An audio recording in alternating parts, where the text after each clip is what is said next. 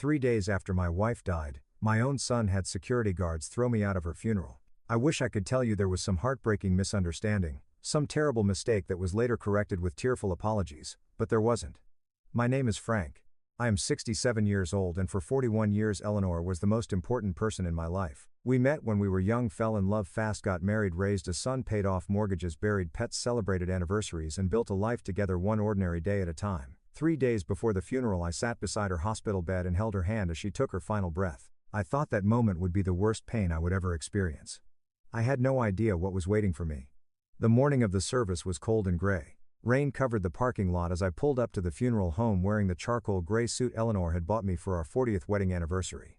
She always joked that it made me look important. In my jacket pocket was the speech I had spent most of the night writing. I wanted everyone there to remember who she really was. Not just a wife or a teacher, but the kind of person who made every room warmer simply by walking into it. I took a deep breath and walked toward the entrance, but before I could reach the door, 2 men stepped in front of me. One of them raised his hand and said, "Sir, you cannot go inside." At first I honestly thought he was joking. I smiled and said there must be a mistake. "I am Eleanor's husband." The younger guard glanced down at a clipboard and shook his head. "I have instructions, sir."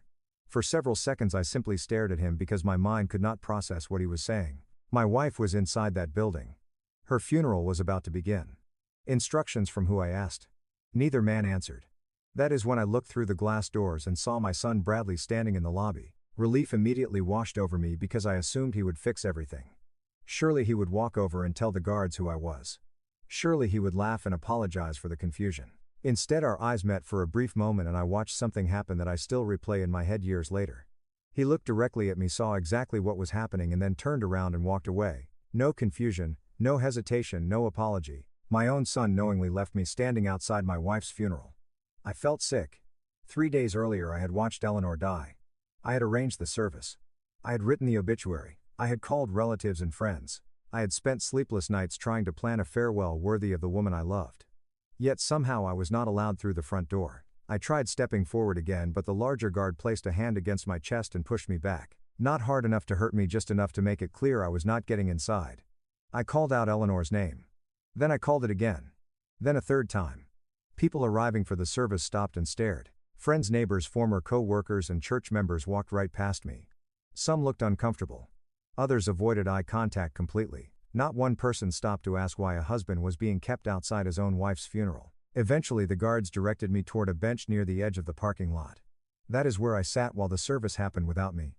Rain soaked through my suit jacket. Water dripped from my hair. Through a side window I could see people moving inside the chapel. At one point I saw Bradley stand up to give a speech.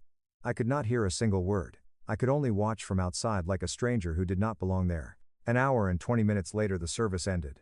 The hearse pulled around to the side entrance and 4 men I had never seen before carried Eleanor's casket outside. I should have been walking beside her. I should have been saying my final goodbye.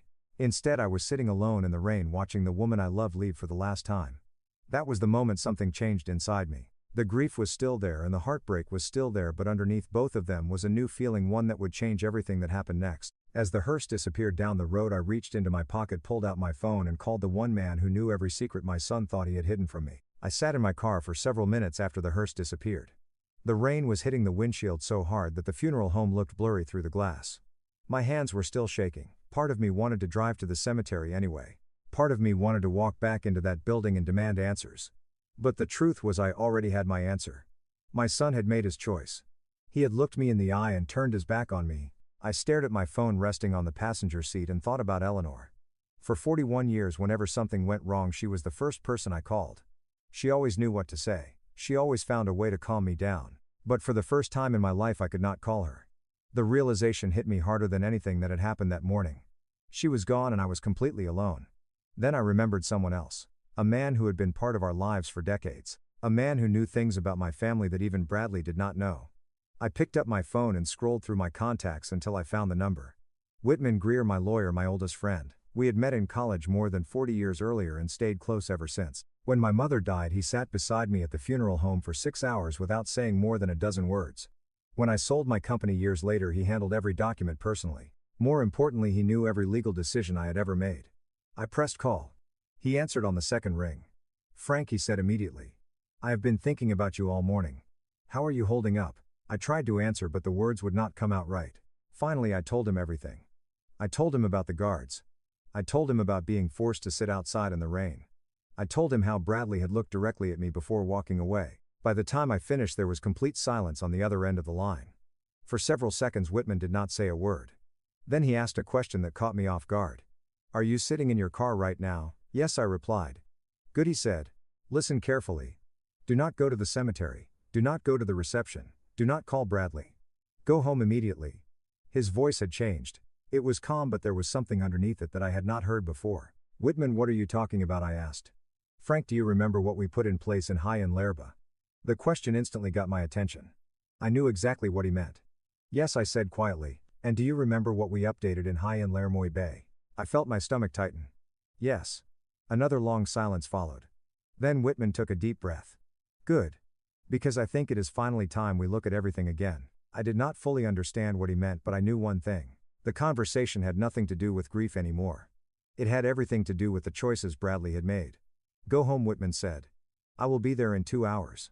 Until then, do not talk to anyone. Just trust me." The call ended, and for the first time that day I felt something other than heartbreak. I felt curiosity, because buried somewhere in the legal documents Whitman was talking about were secrets my son had completely forgotten about, and before the day was over those secrets were about to change everything. I drove home through the rain and spent the next 2 hours sitting alone at my kitchen table. The house felt different without Eleanor. Her reading glasses were still beside the newspaper. A half-finished crossword puzzle sat exactly where she had left it 3 days earlier. Every room carried a reminder that she was gone. When Whitman finally arrived, he walked in without knocking, removed his coat, and sat across from me. He did not waste time with small talk. He looked at me for a long moment and said, "Tell me everything from the beginning." So I did. I told him about the guards, the bench, the rain, and Bradley turning his back on me. I told him how nobody had stepped in to help. When I finished, Whitman opened a thick manila folder he had brought with him. "Frank," he said, "before we talk about what happened today, there are some things you need to remember." He pulled out several documents and placed them on the table. At first I did not understand why. Then I started reading. The first document involved the company I had built over nearly 40 years. Most people believed I sold the business completely when I retired, but that was not true. I had sold a majority stake, yet I still owned a significant percentage through a holding structure Whitman helped create years earlier. That ownership was not sitting in my personal name. It was protected inside a trust. Bradley knew the company existed. What he did not know was how much control I still had. Whitman slid another document toward me. This one made me laugh despite everything that had happened. It was the deed to the 4-bedroom house Bradley and Cassandra lived in. They had spent years acting like successful homeowners. Family members constantly complimented them on the property. Friends admired the swimming pool and expensive renovations. What almost nobody knew was that I had purchased that house myself years earlier. Bradley had been making small monthly payments under a lease-to-own agreement, but legally the property still belonged to me. If I wanted it back, I could take it back. Then came the next surprise. Cassandra's interior design business. Everyone in the family believed Eleanor and I had given her startup money as a gift. That was the story Cassandra told everyone. The paperwork told a different story. The $140,000 had never been a gift. It was a loan secured by legal agreements, repayment terms, and personal guarantees. Cassandra had signed every page herself. Whitman then opened another folder and showed me the trust documents for Lily's education fund. My granddaughter's future had been protected for years without anyone knowing the full amount. Nearly $500,000 sat inside that account. Neither Bradley nor Cassandra could touch a single dollar without approval. As I looked through the paperwork, something became painfully clear. My son had spent years believing he was standing on his own 2 feet. In reality, much of the life he enjoyed rested on foundations I had quietly built underneath him. The house, the business opportunities, the financial support, the connections, and even part of his career all traced back to decisions Eleanor and I had made long ago. Whitman leaned back in his chair and folded his hands. "Frank," he said calmly, "your son thinks he understands his position. The truth is he has absolutely no idea what he actually owns and what he merely has access to." For the first time since the funeral, I felt something shift inside me. Bradley had left me sitting alone in the rain because he believed he held all the power. He believed I was just an old man grieving his wife. What he did not realize was that nearly everything he valued was connected to legal agreements he had never bothered to understand. And as Whitman opened one final folder and placed it in front of me, I realized the biggest secret of all was not the company, the house, or the money. It was something Eleanor had done just months before she died. As I sat there reviewing the documents, I thought Whitman had already shown me every surprise he brought that afternoon. I was wrong. He remained quiet for a moment, then reached into the folder and pulled out a single document. The expression on his face immediately told me this was different. "There is one more thing," he said. "Something Eleanor asked me not to discuss until after she was gone." My stomach tightened. "What do you mean?" Whitman slid the document across the table. 3 months ago, Eleanor came to my office by herself. She updated her will. For several seconds I could not speak. Eleanor and I shared everything, at least I thought we did. The idea that she had made such an important decision without telling me felt impossible. She never mentioned it, I finally said. Whitman nodded. I know. She specifically asked me not to tell you until after her passing. I looked down at the paperwork and began reading. The more I read, the more shocked I became. Eleanor had completely changed the distribution of her estate. The version I remembered left most assets to Bradley. The new version did not. Instead, nearly everything that belonged to her was directed into a protected trust for our granddaughter Lily. I read the pages twice because I was convinced I had misunderstood something. Why would she do this? I asked quietly. Whitman looked at me carefully before answering. Because she saw things that you did not want to see. That sentence hit me harder than I expected. For years I had made excuses for Bradley. Whenever he ignored family events, I told myself he was busy. Whenever he failed to visit Eleanor, I blamed work. Whenever Cassandra made rude comments, I convinced myself she did not really mean them. Deep down I knew things were changing, but I kept hoping they would get better. Eleanor had not shared that hope. Whitman opened his notebook and read from notes he had written after her visit. She told me she was worried about Lily's future. She said she had watched Bradley become weaker every year and Cassandra become more controlling every year. She believed their priorities were changing and not for the better. I felt my chest tighten. Did she really say that? Whitman nodded. Every word. Then he continued reading. She said, I love my son, but I no longer trust the decisions he is making. I do not want the money my husband and I spent a lifetime building to become fuel for those decisions. The room suddenly felt very quiet. I could almost hear Eleanor's voice speaking those words. Whitman looked down at another page. There was one statement she repeated several times during the meeting. I swallowed hard. What was it? He looked directly at me. Love is not the same thing as permission. The moment he said it, I knew exactly why Eleanor had made these changes. She was not punishing Bradley. She was not acting out of anger. She was protecting Lily. More importantly, she was refusing to reward behavior she believed was hurting the family. Whitman explained that Eleanor had spent nearly 2 hours discussing every detail of the new will. She had reviewed assets, trust structures, and future distributions. Nothing about her decision was emotional or impulsive. She had thought about it carefully and reached her conclusion long before her health declined. Then Whitman handed me a final page containing her signature. I stared at it for a long time. It was the same handwriting I had seen on birthday cards, grocery lists, and anniversary notes for more than 4 decades. Suddenly I realized something that made my heart ache. Eleanor had known this family was heading toward a breaking point long before I did. She had seen the direction Bradley was moving. She had seen the influence Cassandra had over him. And while I was still hoping things would improve, she had quietly taken steps to protect the people she loved most. As I set the papers down, I thought about my son standing inside that funeral home while I sat alone in the rain. Then I looked back at Eleanor's final wishes. For the first time I understood that what happened at the funeral was not the beginning of this story.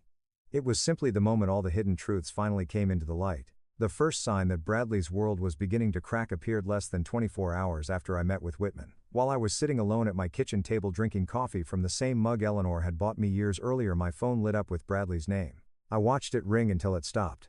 A few minutes later it rang again. Then again.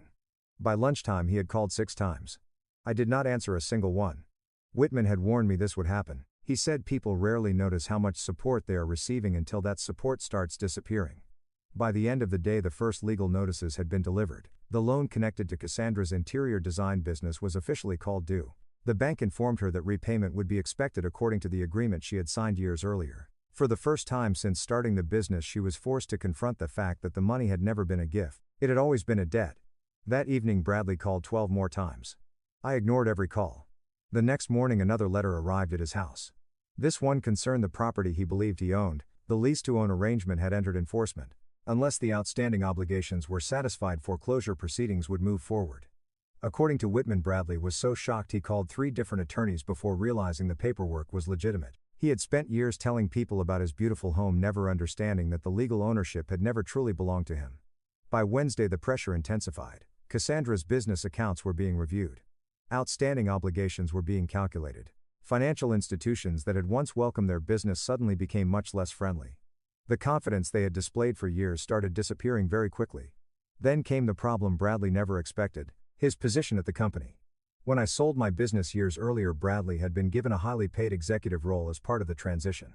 Many people assumed he earned that position entirely on merit. The reality was more complicated. Certain provisions still allowed my involvement in executive reviews.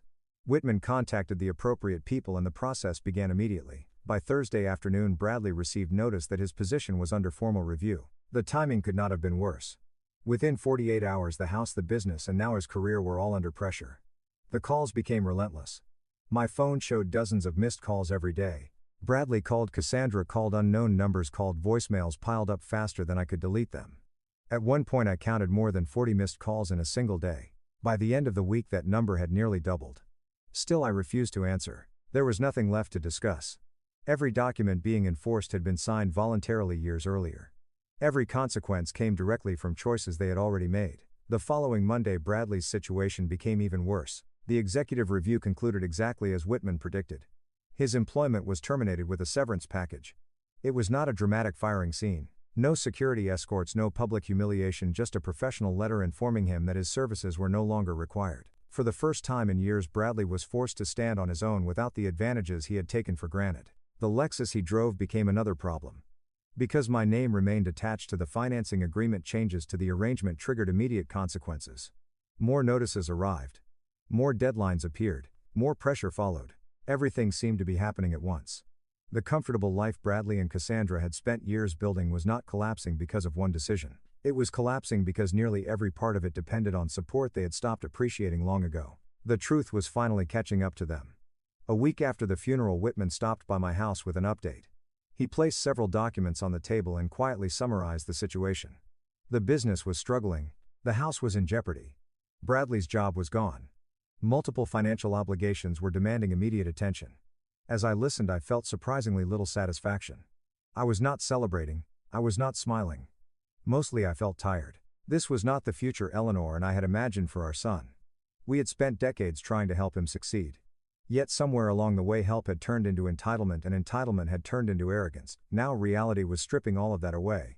Before leaving, Whitman looked at me and said, "He is going to come here soon." I already knew he was right. A man can ignore the truth for a long time when life is comfortable, but once everything starts falling apart, the truth becomes impossible to avoid. And for the first time in his life, Bradley was about to face the consequences of his choices face to face.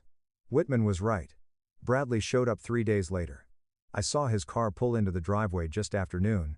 Through the front window I watched him sit behind the wheel for nearly a minute before finally getting out. Even from a distance I could tell he looked different. His shoulders were slumped. His clothes were wrinkled. The confidence he had carried for years was gone. When the doorbell rang, I already knew why he was there.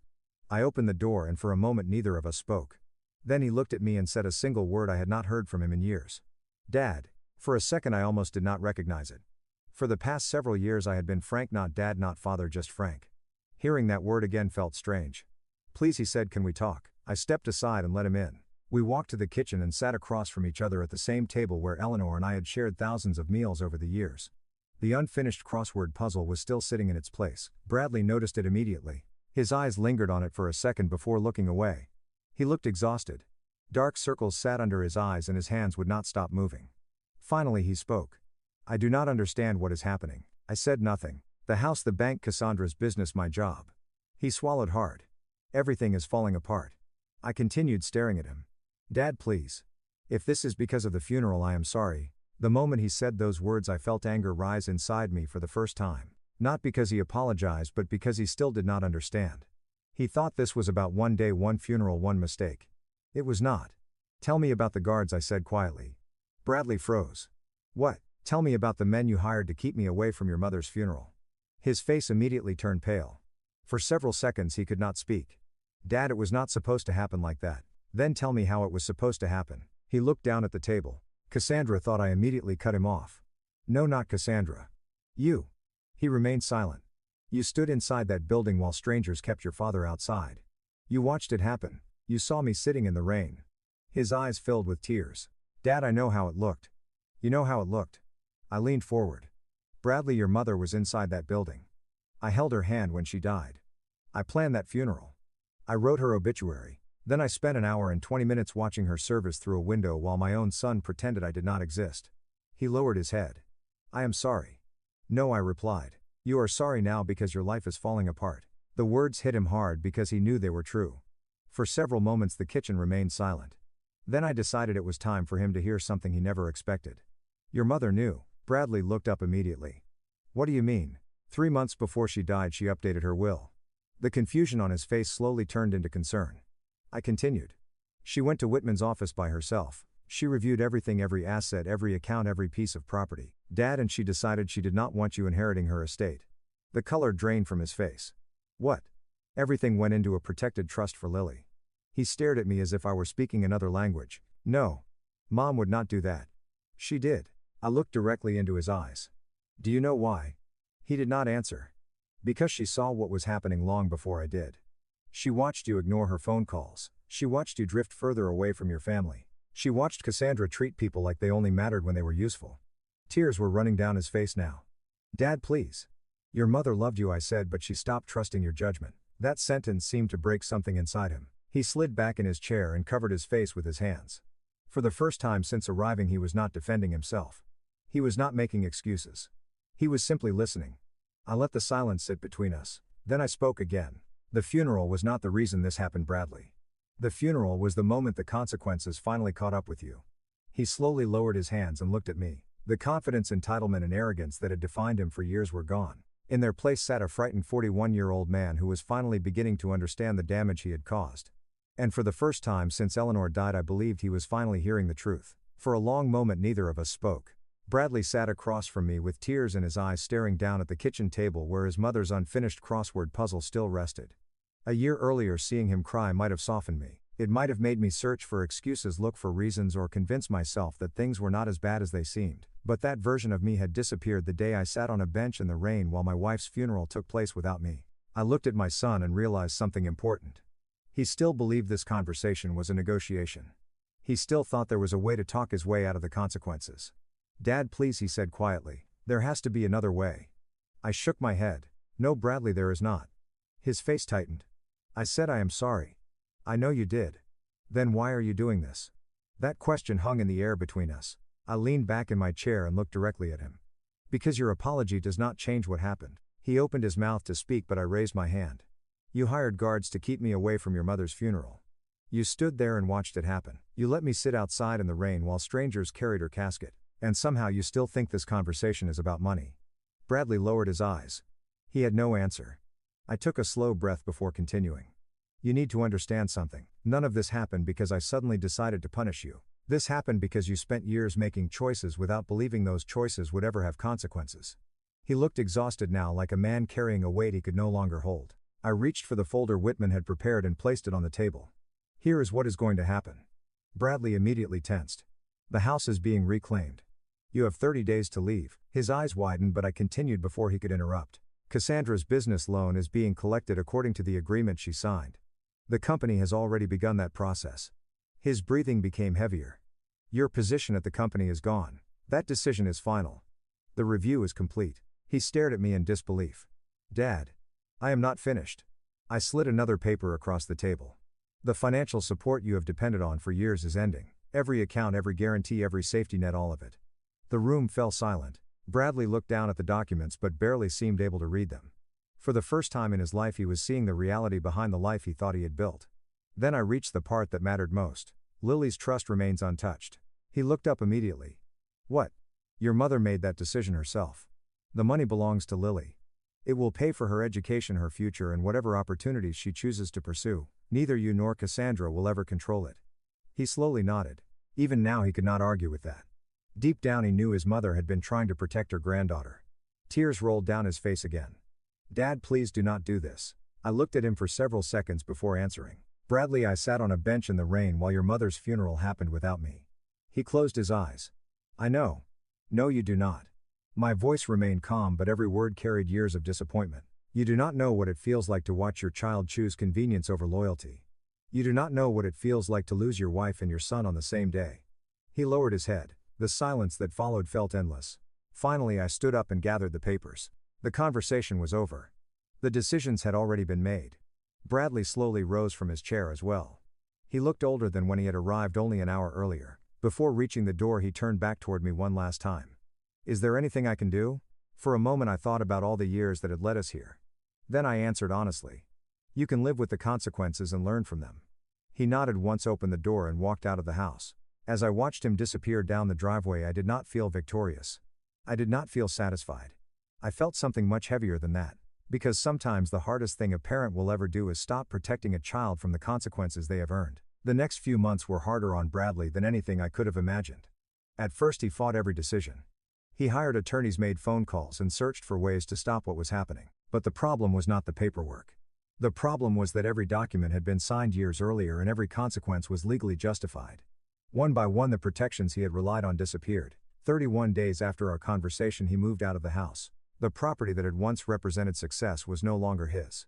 A few weeks later Cassandra's business officially began collapsing under financial pressure.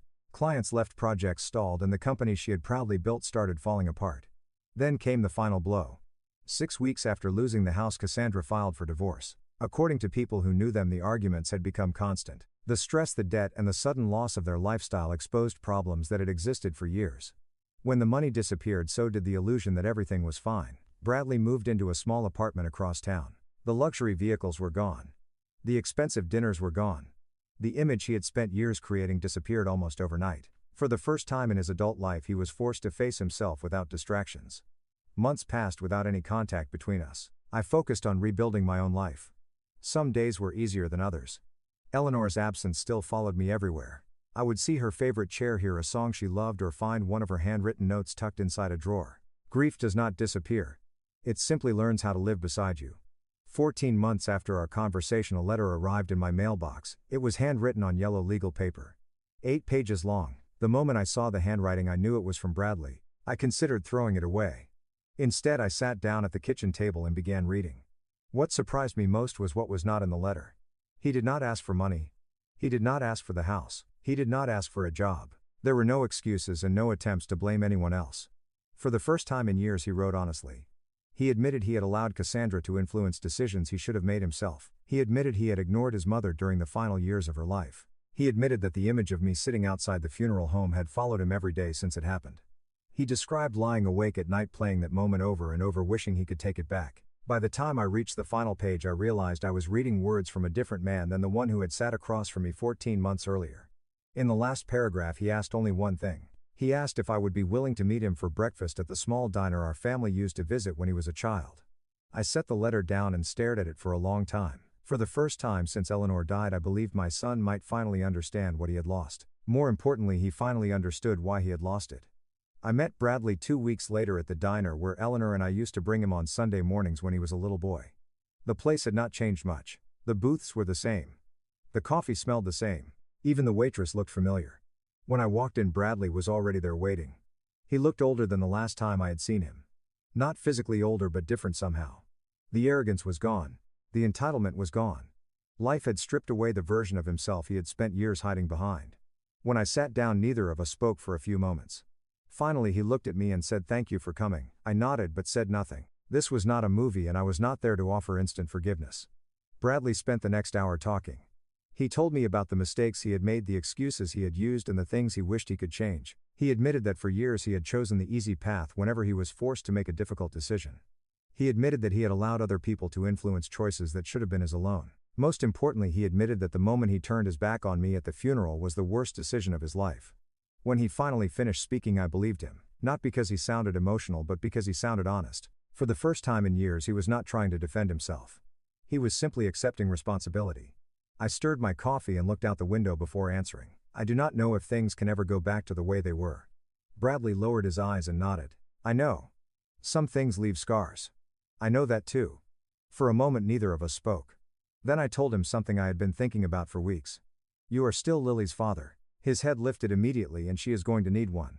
Tears filled his eyes, but this time he did not try to hide them. That was the beginning.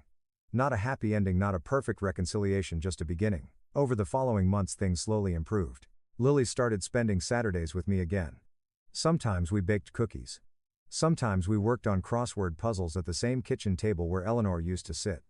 Eventually Bradley joined us from time to time. The relationship was not what it once had been, and maybe it never would be. There would always be a bench in the rain standing between us. There would always be a funeral I never got to attend, but I finally understood something Eleanor had known long before I did. Forgiveness does not erase consequences. Forgiveness does not erase pain, and forgiveness does not require forgetting. It simply allows you to stop carrying the weight forever. The last lesson my wife left behind was also the most important one. Love is not the same thing as permission. You can love someone deeply and still refuse to accept behavior that destroys a family. You can leave the door open without pretending the damage never happened. As I sit here today, Lily still comes over on Saturdays. Bradley calls every Sunday and Eleanor's chair remains empty across the table. I miss her every day. I probably always will. But when I look at my family now, I know she was right. Sometimes the people we love most need consequences more than protection. And sometimes the hardest act of love is finally letting those consequences teach the lesson we never could. Thanks for watching, and remember, the craziest stories are still ahead. Subscribe so you don't miss the next one.